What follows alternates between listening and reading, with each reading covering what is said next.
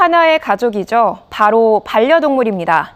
1인 가족이 늘어날수록 강아지와 고양이를 키우는 인구도 늘어나고 있는데요. 덩달아 반려동물에 들어가는 각종 의료, 미용 등 관련 시장은 폭발적으로 커지고 있지만 정작 중요한 보험 산업은 활성화되지 못하고 있습니다. 오늘 정부와 업계가 머리를 맞대고 활성화 방안을 논의하는 자리가 열리는데 신송희 기자가 나가 있습니다. 신송희 기자. 네, 저는 펫보험 세미나가 열리고 있는 서울 광화문 코리아니 빌딩에 나와 있습니다. 반려동물을 키우는 애견인이라면 치료비 부담으로 펫 보험에 들 것 같은데요.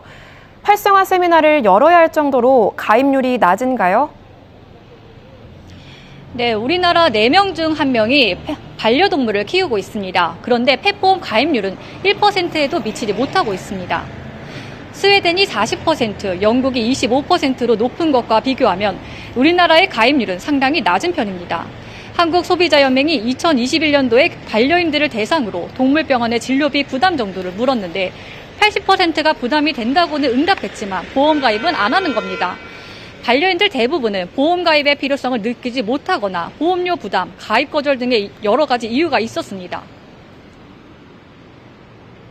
보험을 조금 알아봤는데 강아지가 좀 나이가 지금 7살 정도 되다 보니까 보험료가 너무 비싸기도 하고 갱신도 좀 빨리 되는 편이라서 가입을 하기보다는 적금식으로 보험료가 비싼데 이게 그 5년마다 갱신이 돼야 되고 그 면책 조항도 굉장히 많더라고요. 이 실효성에 대해서 좀 의문이 드는 게 이 펫보험이 정책적으로 자리 잡지 못하는 이유도 있을까요?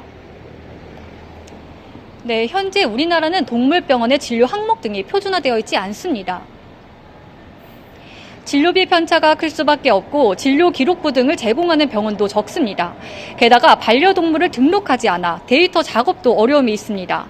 결국 오늘 펫보험 활성화 세미나에서 정부와 소위 보험업계가 머리를 맞대는 이유도 이 때문입니다. 의료 서비스를 제공하는 동물병원과 보험 서비스를 제공하는 보험사의 긴밀한 협업도 중요합니다. 반려동물의 품종, 발달 단계 등에 따라 보장 내용을 다양화하고 충분한 보상이 가능하도록 하는 등 질병 특성에 맞게 보험업계나 산업은 어떻게 준비하고 있나요?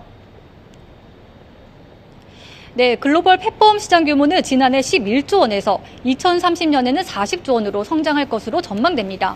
그만큼 보험업계는 이 시장을 놓칠 수가 없는 겁니다. 오늘 삼성화재는 표준화된 진료 체계를 위해선 질병 코드를 통일화시켜야 한다고 강조했습니다. 또 보험 실효성을 높이기 위해서 보험 청구 역시 간편해야 합니다. 메리츠화재는 펫보험에 맞지 않는 현재 규제를 풀어야 보험 판매와 서비스 고도화가 가능하다는 입장입니다. 정부는 이에 관계자들의 의견을 토대로 진료 표준화를 마련하고 펫보험 활성화 기반을 마련하겠다는 계획입니다. 지금까지 광화문에서 전해드렸습니다.